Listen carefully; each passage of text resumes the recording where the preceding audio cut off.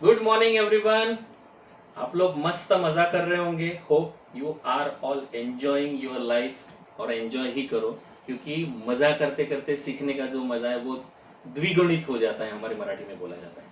So we have new remedy, new guest. She is doctor Smita Adkine and she is one of the founder member of OCHA, जो हमारे नागपुर का group है, and one of the pillar of HHF, और Nagpur HHF की वो एक और member भी है। तो hope you everyone knows about her. She is Smita Adkine. So I welcome Smita ma'am, welcome. मतलब कैसा ना मजा आता है ना जब एक एक एक वुमन पावर हमारे सामने आ जाती है। She is hardcore homeopath. तो आज जो रेमेडी है ना, ये रेमेडी मैंने इन्हीं से सीखी थी। अब कैसा है ना, ये रेमेडी जो है नाइट्रम कार्ब, तो let us understand nitrum carb first, कि हम लोग पहले कॉलेज में किस तरीके से करते थे। तो आपके कुछ एक्सपीरियंसेस होंगे मैडम नाइट्रम कार्ब के बारे में। तो आप नाइट्रम कार्ब कैसे प्रिस्क्राइब करते थे कॉलेज लाइफ में या फिर initial days of your practice? College life में तो जैसे हम लोग मटेरिया मेडिका पढ़ते थे। राइट। मटेरिया मेडिका में तो नॉर्मली अपने सन एक्सपोजर से जो कंप्लेंट्स आती है उसके लिए हम लोग याद रखना, sun exposure specially natrum carb prescribe करते थे, है ना। Right right. बट स्टार्टिंग में मैं थेरापेटिक ही प्रैक्टिस करती थी। हाँ। और थेरापेटिक में हम लोग normally skin complaints after sun exposure and specially headache के लिए हम लोग नाइट्रम कार्ब प्रिस्क्राइब करते थे। स्किन कंप्लेंट्स में पता है कैसा होता था? स्किन कंप्लेंट्स में कैसा ना, क्रैक्स आ जाते थे और बहुत ड्राइनेस हो जाता था। एक्चुअली ये नाइट्रम कार्ब का जो स्पीयर ऑफ एक्शन है वो स्किन पे और म्यूकस मेम्ब्रेन पे है। अब ये स्किन पे और म्यूकस मेम्ब्रेन पे जब जाता है ना, तो म्यूकस मेम्ब्रेन को वो इरिटेट करता है और इरिटेट करके उसका ड्राइनेस करता है, इसलिए ये ड्राइनेस ऑफ स्किन आता है। अब ये स्किन को भी हम लोग कोरिलेट करेंगे विथ नाइट्रम कार्ब। जैसे जैसे हमारा ये सेशन आगे जाते रहेगा, वैसे वैसे हम लोग नाइट्रम कार्ब को भी एक्सप्लोर करेंगे। तो बाय दिस वे, तो स्पीयर ऑफ एक्शन आपको समझ गया है ना, थेरापेटिक्स पार्ट भी समझ गया। तो ये भी याद रखना है, सन हेडेक क्यों आता है नाइट्रम कार्ब पे, लाइफ में क्या है सन, है ना। तो लेट अस अंडरस्टैंड दिस। अब आप लोगों को समझ गया है, एक की नहीं एक चीज ऐड करना है। अब नाइट्रम कार्ब जो है, नाइट्रम कार्ब इनिशियल डेज में एलोपैथ्स किस लिए प्रिस्क्राइब करते थे आपको पता है? आपने मुझे बहुत अच्छे से बताया था। एसिडिटी के लिए जो सोडा बाइकार्ब हम लोग नॉर्मली यूज करते हैं, that is for acidity. Right. तो जब एसिडिटी बढ़ती है तो नाइट्रम कार्ब का रोल क्या है पता है? ये बॉडी में जो एसिड का लेवल बढ़ता है उसको पीएच मेंटेन करने के लिए वहां पे आता है, ठीक है। अब इसके साथ क्या होता है ना, एक ऑक्सीडेशन भी होता है बॉडी में।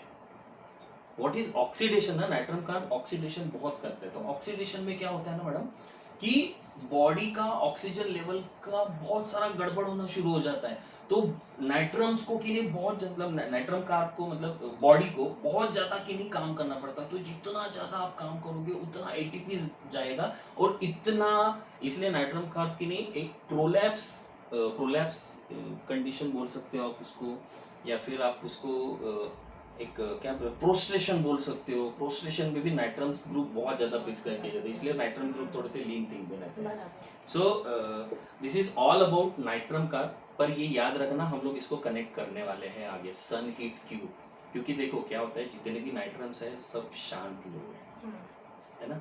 ऐसी ही ग्रेस रहती है सारे नाइट्रम्स में, ठीक है। अब ये ग्रेस आप हमेशा याद रखना, क्योंकि ये ग्रेस ही हमको नाइट्रम कार्ब भी समझेगी, और उसके साथ कुछ जो छोटी छोटी रेमेडीज है, जैसे हम लोग डिस्कस कर रहे थे बिफोर दिस नाइट्रम कार्ब। तो मैडम ने बोला था कि स्टाइफिसाइक्लिया भी बहुत क्लोज रेमेडी आती है, ऐसे ही इग्नेशिया भी आती है, और एक नाइट्रम मूल भी आती है। So we will start with a case. तो पहले मैं एक छोटा केस बता देता हूँ, फिर स्मिता मैडम का हम लोग केस लेते हैं, क्योंकि स्मिता मैडम के केस ने ही हमको नाइट्रम कार्ब की पूरी जर्नी समझी। तो ये केस ऐसी थी, मेरे पास एक कपल आया था। तो जो वाइफ थी उसको वो पति लेके आए, तो वो क्लिनिक में आए, बैठे, और जैसी वो बैठी हुई थी ना, तो सिर्फ ऐसी देख रही थी, थोड़ी सी स्माइल और सिर्फ देखना। मुझे ऐसी लग रहा था कि यार ये है या नहीं है, मतलब अफेक्शन तो था, पर बहुत ज़्यादा मतलब ऐसा फील नहीं आ रहा था कि वो है यार वहाँ पे प्रेजेंट, मतलब she is continuously looking towards me, एक टक देख रही थी। मैंने पूछा कि क्या हुआ, तो उसके पति बोलने लगे कि सर बोले ये ना घर पे भी अभी ऐसी ही हो गई है, ऐसी ही हो गई है, मतलब किसी चीज में इसका मन नहीं है। जो कि ये औरत पहले बहुत काम करती थी, सारी चीज करती थी, सारी चीज एंजॉय करती थी, अभी उसमें किसी चीज में मन नहीं है। हम लोग सारे के सारे घर में बैठे रहते हैं, इतनी मस्ती मजाक शुरू रहती है, ये पहले करती थी, अब इसका वो करना भी बंद हो गया। अब ये सारे लोग रहने के बाद भी ये अपनी दुनिया में रहती है। तो मेरे दिमाग में 2-3 रूब्रिक्स आए। सबसे पहला रूब्रिक मैंने लिया था, delirium looked fix eight one point. ये मेरा मेन रूब्रिक था, क्योंकि वो जैसी क्लिनिक में आया था, actually I am dealing with observative rubrics और acute emergencies, so I know the importance of this kind of rubrics. तो मैंने ये एक रूब्रिक पहले डाल दिया। फिर एक दूसरा रूब्रिक किया कि जो औरत पहले बहुत सारे काम करती थी, सारी चीजों में एंजॉय करती थी, वो नहीं कर पा रही है। सो मैंने इजीली ले लिया इंडिफरेंस टू एवरीथिंग। 2 रूब्रिक हो गए। और उन्होंने एक चीज बहुत अच्छे से समझे कि सारे लोग होने के बाद भी, बहुत सारे लोग जो हंसी मजाक करते थे, ये यार अपनी ही दुनिया में रहती है। What is this? मैंने इसको इंटरप्रेट किया, this is a condition like unconsciousness, this is unconscious crowded room. इसके ऊपर से जब हमने रेपर्टोरियल चार्ट डाला तो 2 रेमेडीज है, एक है नाइट्रम का और दूसरी है इग्निशिया। मैंने पहले उसको इग्निशिया ही दिया था, पर इग्निशिया ने वर्क नहीं किया था। तो मैं रियलाइज, स्मिता मैडम का तभी एक वीडियो आया था, तो आपको वो मिल भी जाएगा HH फील्ड पे, पूरा कंप्लीटली मैडम ने अच्छे से समझाया है। उसके बाद मुझे आया यार क्यों नहीं हम लोग ये रेमेडी ट्राई करना चाहिए, जस्ट सीखा हुआ था। तो मैंने नाइट्रम काम किया, फैंटास्टिक रिजल्ट आया, मस्त एंजॉय करने लगी, फिर से वो अपनी ही दुनिया में आने लगी। पर इससे हमको नाइट्रम का बहुत अच्छे से समझेगा ऐसा मुझे नहीं लगता। तो हम लोग स्मिता मैडम को बोलेंगे कि वो अपना केस शेयर करें, so that we all get benefited. उसके पहले मैं जो आपका केस है उसमें एक रूब्रिक देखो आप बताए और मैं नाइट्रम कार पढ़ी हूँ, इसलिए एक रूब्रिक मुझे और भी क्लिक हुआ, that is delusion skin is thick. क्या बात है ना? तो पहले वो औरत जैसे सबके बीच में रहती थी और अभी उसको कोई फर्क नहीं पड़ता। मतलब स्किन क्या है ना, बाहरी वातावरण है जो उसका खुद का है, बट अभी ऐसा है कि वो ठीक हो गया, आजू बाजू वाले कुछ भी बोले उसको कोई फर्क नहीं पड़ता है ना। वो भी एक रूब्रिक हम लोग उसमें डाल सकते हैं। मतलब कितना प्यारा समझाया, देखो स्किन इज थिक, मतलब अब चमड़ी मोटी हो गई है, आप लोग कुछ भी करो मुझे कुछ फर्क नहीं पड़ता। क्या बात है, थैंक यू स्मिता मैडम, मुझे पता नहीं था ये रूब्रिक। आणि अभी मेरा केस है, नॉर्मली जितने भी लोग अपने साथ HHF से जुड़े हैं उन सभी लोगों को ऑलमोस्ट पता होगा। ये केस कन्वर्जन का है। एक 42 साल का व्यक्ति है जिसे काफ़ी सालों से कन्वर्जन्स आते हैं, है ना। अपने व्यूअर्स को ज़्यादा अच्छे से बता पाएंगे। हाँ, तो वो डायरेक्टली मेरे पास आया नहीं, उसकी वाइफ पहले आके मुझे उसके बारे में बता के गई कि इनको काफ़ी सालों से कन्वर्जन्स आते हैं, बट मुझे इसके बारे में कुछ भी मालूम नहीं था। और जब मेरी प्रेगनेंसी थी और मेरे सामने उनको फिट्स आए, तब मुझे पता चला कि इनको फिट्स आते हैं। और उसके बाद ये सब चीज़ें रिवील हुई कि ऐसे ऐसे प्रॉब्लम इनको है करके। तो बड़ा उसको वो आदमी को उसने काफ़ी समझाया। उसके बाद वो दूसरे दिन मेरे पास आया और आते ही उसने मैंने पूछा कि क्या तकलीफ़ है क्या नहीं, तो उसने हाथ से शुरू किया था। फिर पूछते गए, फिर बताया उसने, कई देर बाद मुझे बताया थोड़ा सा फीट्स आल्यासारखं वाटतं। तो फिर मतलब मेन मुद्दे पे उस टाइम पे वो आदमी आया। फिर तो कब से आ रहे हैं, तो उसने बताया कि मेरी माँ के डेथ के बाद मुझे ज़्यादा तकलीफ़ होने लग गई। तो क्यों? तो कहीं मेरी माँ को काफ़ी तकलीफ़ थी, बड़े फैमिली में रहते थे और उसके जो पापा थे उनका उसकी तरफ, फैमिली की तरफ बिल्कुल भी ध्यान नहीं था। तो इस कारण जो कुछ सर्कमस्टांसेस बनते गए, तकलीफ़ होते गई उन लोगों को, तो ये जो सफ़रिंग है वो उसमें बताते गया। और फिर भी उसने उसकी मम्मी की डेथ हो गई, वहाँ पे वो जा नहीं पाया, मम्मी के लिए कुछ कर नहीं पाया, वो तकलीफ़ उसको बहुत ज़्यादा थी। सिस्टर्स को जो परेशानी थी वो भी तकलीफ़ उसको अंदर ही अंदर खाते जाती थी। अब पापा ने मम्मी को जो तकलीफ़ दी उसका गुस्सा तो उसको बहुत ज़्यादा था, और वो कभी वो बोल नहीं पाया, है ना। वो तकलीफ़ वो उसके दिमाग में चलते रहता था। पर फिर मैंने बोला अभी चलो वो फेज़ तो निपट गया, तो मम्मी का अभी पापा आपके साथ रहते हैं? हाँ, आपलेच दात आपलेच होठ, आते हैं हमारे यहाँ आते हैं, बट मैं उनके साथ एक लिमिटेड रहता हूँ, उनको जो जो ज़रूरत है वो पूरा करता हूँ बस, बाकी ऐसे बहुत मेरा उनसे अटैचमेंट नहीं है। और फिर उसकी वाइफ से जब मैंने पूछा तो उसके वाइफ ने भी बोला कि हमारे फैमिली में भी जब पता चला कि इनको फिट्स आते हैं तो मेरे घर के लोगों ने काफ़ी भला बुरा कहा, तो तब से मेरे फैमिली के साथ भी वो थोड़ा दूर ही रहते हैं, बट जब भी ज़रूरत पड़ती है तो दौड़ के आते हैं।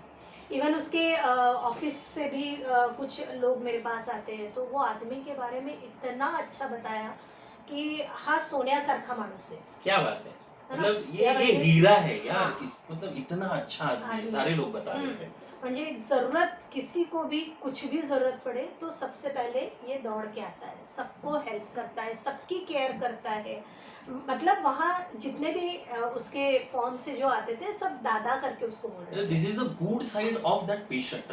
मतलब नाइट्रम कार्प को भी आपको समझना है तो ये गुड साइड भी आपको वो नाइट्रम कार्प का पता होना चाहिए। तो सभी लोग उसको दादा, आमचे दादा करके, मतलब दादा एक उसको एक पोजीशन मिल गई समझो, एग्जैक्टली है ना। मान तो सम्मान जिसको बोलते हैं हाँ, आपने। और उसकी वाईफ ने भी यही बोला, फिट्स जर सोडले ना तर त्यांच्याबद्दल वाईट बोलण्यालायक काहीच नाही, कुछ भी गलत बोल नहीं सकते, हर चीज़ प्रॉपरली बराबर से वो निभाते हैं। और बस उनका एक प्रॉब्लम ये था कि उन्होंने बोला कि मैं जब अपने गांव से यहाँ आया तो इस जगह पे जॉब ज्वाइन किया, और छोटी सी जगह से आज मेरा खुद का घर हो गया है, सब सेटल हो गया। तो पर मैं इतना दिल लगा के यहाँ काम करता हूँ, बड़ा काउंटर है उसके पास कैशियर का, तो हर चीज़ बहुत प्रॉपरली मैं करता हूँ, बट फिर भी वो जो मालक है वो 4 लोगों के सामने भला बुरा बोल देता है। राग तर खूब येतो, गुस्सा तो बहुत आता है, बट मेरा स्वभाव है मैं बोलता नहीं, मैं बोल नहीं पाता हूँ। मतलब देखो, इतना गुस्सा आने के बाद भी आदमी बोल नहीं पा रहा है, मतलब इसका थ्रेशोल्ड लेवल कितना ज्यादा है समझो आप। तो मैंने कहा फिर इतनी आपको तकलीफ होती है, इतनी परेशानी होती है, तो आप वो जॉब छोड़ क्यों नहीं देते? तो उसने कहा कि नहीं, यहाँ मैं आया तब मेरे पास कुछ नहीं था, रिकाम्या हाताने आलो, आज माझं सगळं काही व्यवस्थित है, तो इस जॉब के बदौलत है। फिर ये आदमी मेरे पे पूरी तरह से रिलाय करता है, तो मैंने क्यों छोड़ना ये जॉब। ये एक फेज़ हो गया। उसकी वाइफ के और उसके रिलेशन के बारे में पूछा तो बोले समाधानी, काही त्रास नहीं। क्या बात है, मतलब समाधानी मतलब ही इज, मतलब बहुत ज्यादा डिजायर्स नहीं है, कम डिजायर्स में भी अच्छे से चलने वाला इंसान। बाकी तो सब अच्छा अच्छा ही था उसके लाइफ के, ये 4-5 ही पहलू ऐसे थे, और कोई कुछ बोले वो उसको सहन नहीं होता था, बाकी और तो कुछ। तो this is all about that case. अब देखो मैडम ने कितना ब्यूटीफुली केस को समझाया, इसके साथ की नहीं मैडम ने आपको 2 चीज भी बताया, what question has to be put in front of that patient. मतलब केस टेकिंग भी मैडम ने बहुत अच्छे से आपको समझाई कि आपने वो जॉब छोड़ क्यों नहीं दिया। मतलब सोचो वो आदमी कितना अच्छा है, एक ही जॉब छोड़ क्यों नहीं दिया, मतलब ये क्वेश्चन एक लॉजिकली आना चाहिए ना। तो being a homeopathic physician you should aware of this kind of questions, why he is doing this, why this complaint start. मतलब कैसा होता है ना, देखो कितना अच्छा अच्छा बोला गया है वो पेशेंट के बारे में। हमारे होम्योपैथी में एक चीज बहुत अच्छे से बोली जाती है, दैट इज जब भी कोई बीमार होता है ना इंसान, तो बीमार होता है मतलब क्या होता है, इंटरनल इसेंस जो है, आउटवर्ड रिफ्लेक्टेड पिक्चर जो है वो दिखता है, इंटरनल इसेंस ऑफ मैन का, है ना। मतलब all diseases are outward reflected picture of internal essence of man. मतलब देखो मागनी इतना अच्छा है फिर भी कन्वर्जन्स, है ना। सो अब ये सारी हो गई केस टेकिंग एंड केस हो गई। अब उसको एनालाइज करते हैं। एनालाइज मैंने करवा के दे दिया, हमने क्या रूब्रिक्स लिए वो मैडम आपको बताएंगे। अब नॉर्मली देखिए उसकी माँ की डेथ को, मतलब वो जब 12th में था उस शायद वो टाइम पे उसकी मम्मी की डेथ हुई। अब 12th हो गया और शादी हो गई, बच्चे आ गए, फिर भी वो माँ का दर्द आज भी महसूस कर रहा था। क्या बात है। मतलब वो पूरा केस जो है ना, वो मैं जो बता रही हूँ और देखना, इसमें काफ़ी डिफरेंस है।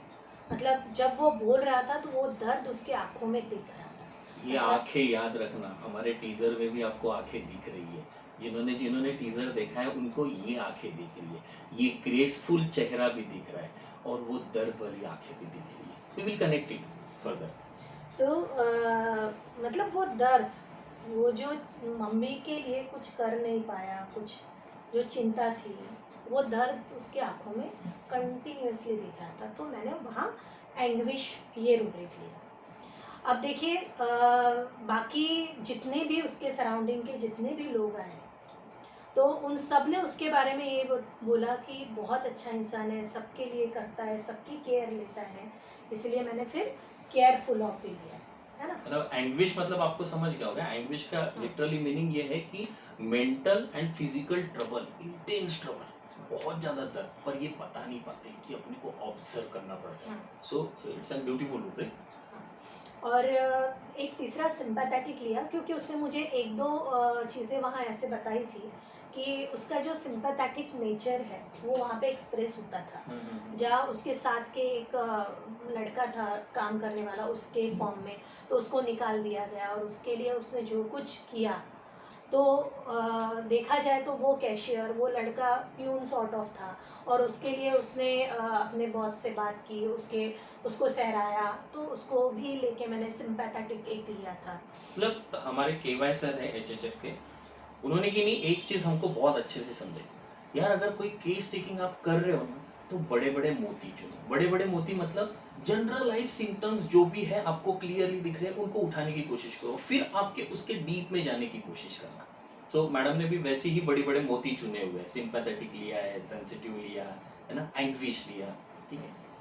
और हर बार वो बार बार बोल रहा था, और उसके कुछ जो उसने पूरा लाइफ जर्नी दिया है उसमें ये पता चल रहा था कि वो बहुत सेंसिटिव है। हर छोटी चीज़ उसको हर्ट होती थी, हर छोटी बात पे वो हर्ट होता था, बट बोल नहीं पाता था। तो मैंने एक डायरेक्टली जो रूब्रिक आता है ऑफेंडेड इजीली, वो लिया। ऑफेंडेड इजीली क्यों है? क्योंकि वो बहुत ज़्यादा सेंसिटिव है ना। अब उसका जब कंसर्न पूछा कन्वर्जन को लेके, फिट्स को लेके, क्योंकि अभी क्या हो रहा था, पहले तो एक प्रॉपर टाइम पे आ जाते थे, है ना, और उसने वो पेशेंट ने पूरी केस में 1 घंटे के मुझे एक बार भी बताया नहीं कि उसको कन्वर्जन कितने बार आते हैं, कितनी इंटेंसिटी से आते हैं, हफ्ते में आते हैं, महीने में आते हैं, कुछ नहीं। वो एक उसने मेंटेन करके रखा था, पूरा ऐसे क्लियर कट बताया नहीं मुझे ना। तो पर उसका कन्सर्न जब पूछा तो वो बोला की गाडीवर चालता चालता आली की मला विचार पडतो कि कभी गाड़ी चलते चलते या कोई मैं बारीक काम कर रहा हूँ, ऐसे टाइम पे मुझे फिट्स आई तो मेरे फैमिली का क्या होगा, उनके फ्यूचर का क्या होगा। कितना अच्छा बनता है यार ये, है ना।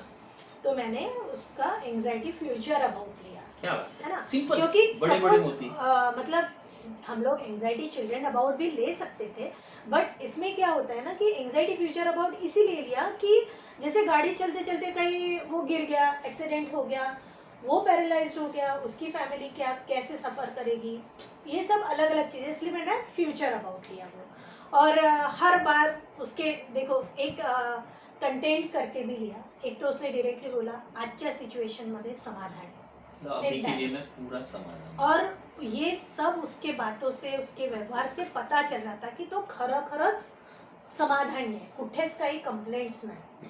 मतलब वैसे भी आपने पूरी केस देखी, 1 घंटा मैडम ने केस ली और उसमें भी उसने सिर्फ 1 या 2 बार ही बोला है कि मुझे कन्वर्जन्स आते हैं। कितना अच्छा बंदा है यार ये।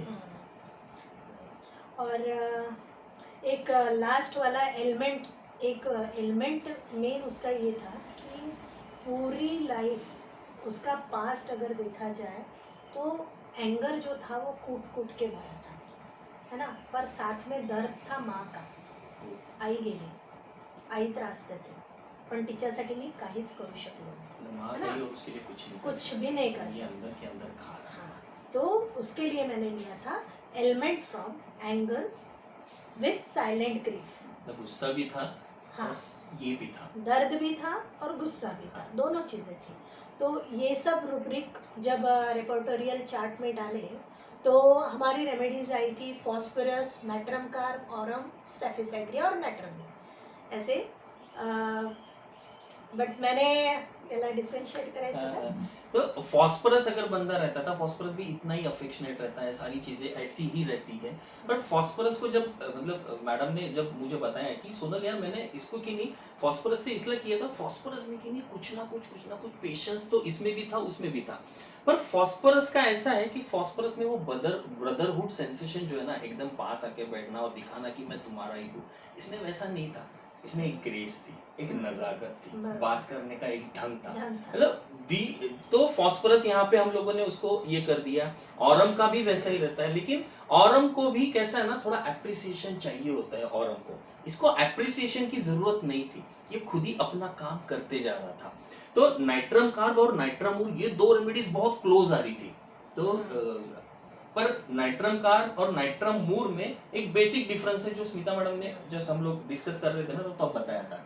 तो वो अभी नाइट्रम म्यूर में क्या होता है ना कि ये दोनों सेम रेमेडी, एक ही ग्रुप के दोनों सेम रेमेडी है.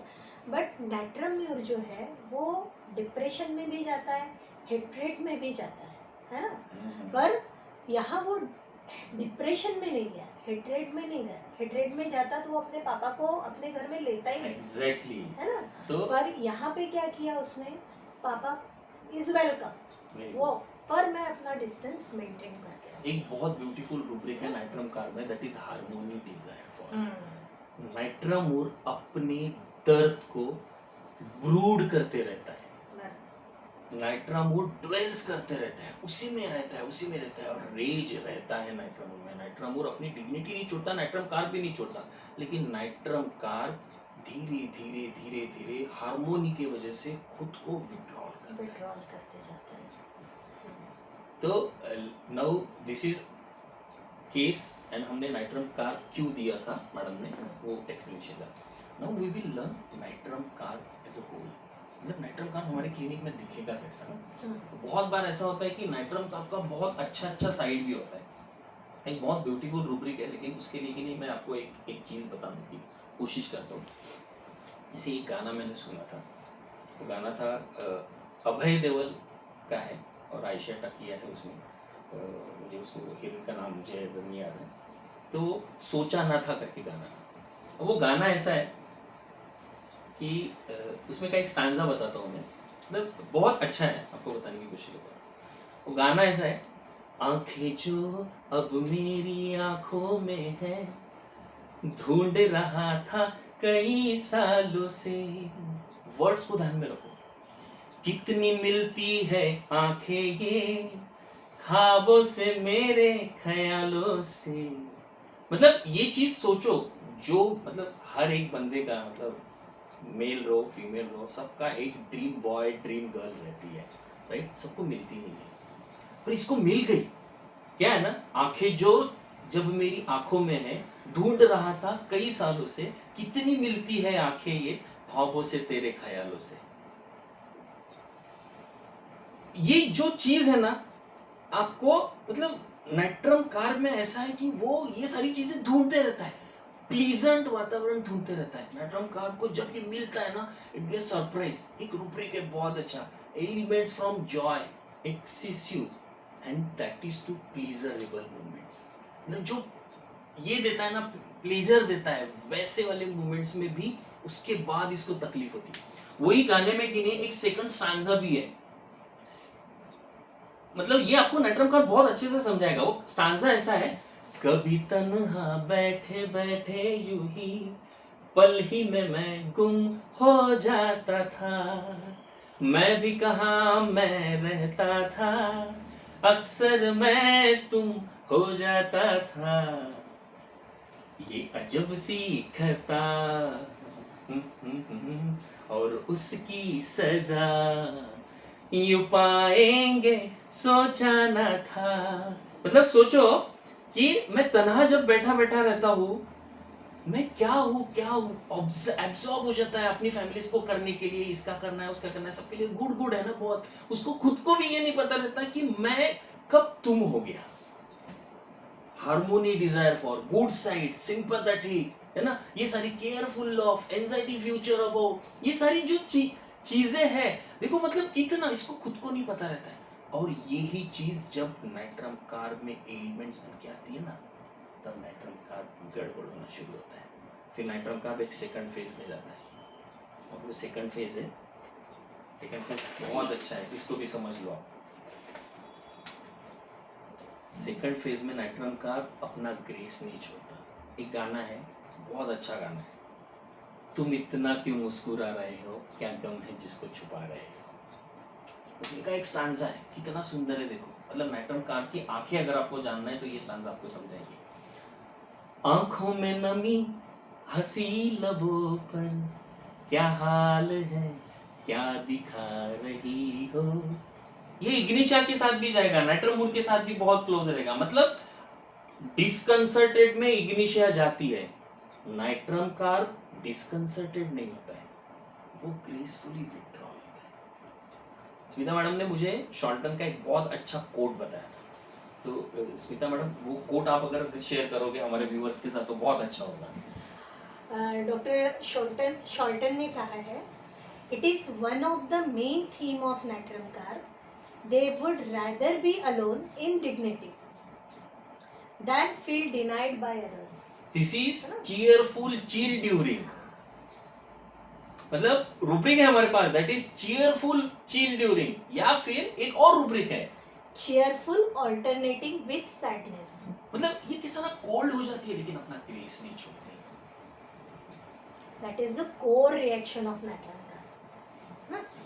अब ये जो नाइट्रम कार्ब है, अब नाइट्रम कार्ब ये फेज में आने के बाद फिर भी उसको वो अफेक्शन और वो सारी चीजें नहीं मिलती, वो फैमिली से दूर होना शुरू हो जाता है। जब वो दूर होना शुरू हो जाता है ना, तो एस्ट्रेंज फ्रॉम फैमिली, हस्बैंड के लिए गुस्सा, है ना, ये सारी चीजें आना शुरू हो जाती है, और वो धीरे धीरे धीरे धीरे इनडिफरेंस टू एवरीथिंग में जाता है, अनकॉन्शियस क्राउड, ये सारी चीजें हैं।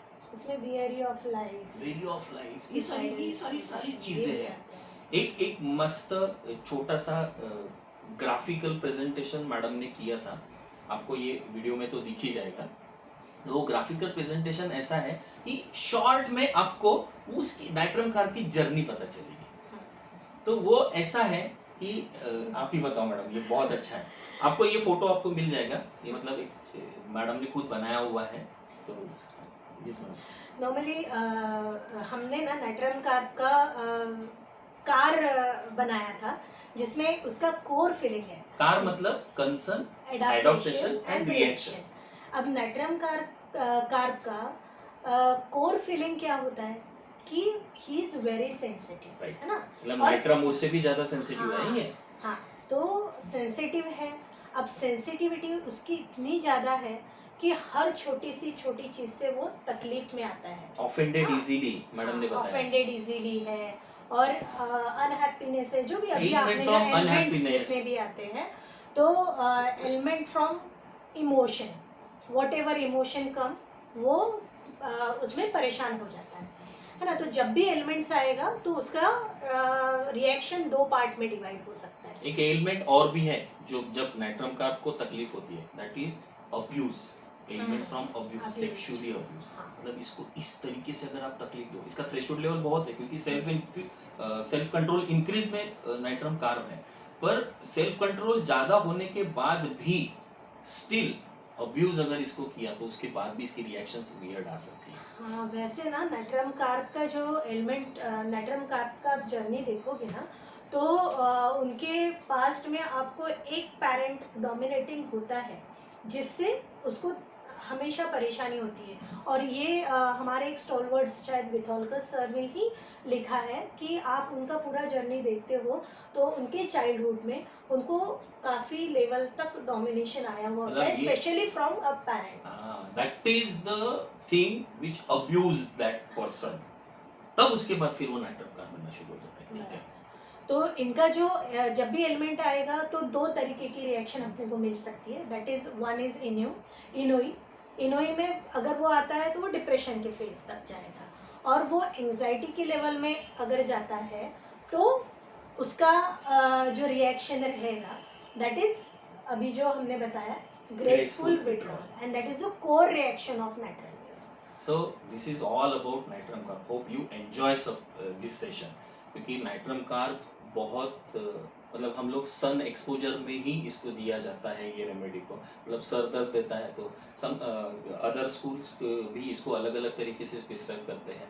तो हम लोग, मैंने आपको जैसे बोला था कि स्टार्टिंग में ही कि मैं आपको नाइट्रम कार्ब का सन बताऊंगा, है ना, सन हीट बताऊंगा, क्यों इसको इतना सर दर्द होता है, और दूसरा बोला था कि स्किन के बारे में आपको थोड़ा सा समझाने की कोशिश करूंगा, क्यों नाइट्रम कार्ब इस तरीके से हमको मतलब ये कंप्लेंट्स में क्यों जाता है ना नाइट्रम कार्ब। देखो स्किन जो है ना, मेटाफोरिकली स्किन इज क्या बोलते हैं, बैरियर है, ठीक है, बाहर वाला एनवायरनमेंट और अंदर वाले एनवायरनमेंट को प्रोटेक्ट करने के लिए, ठीक है।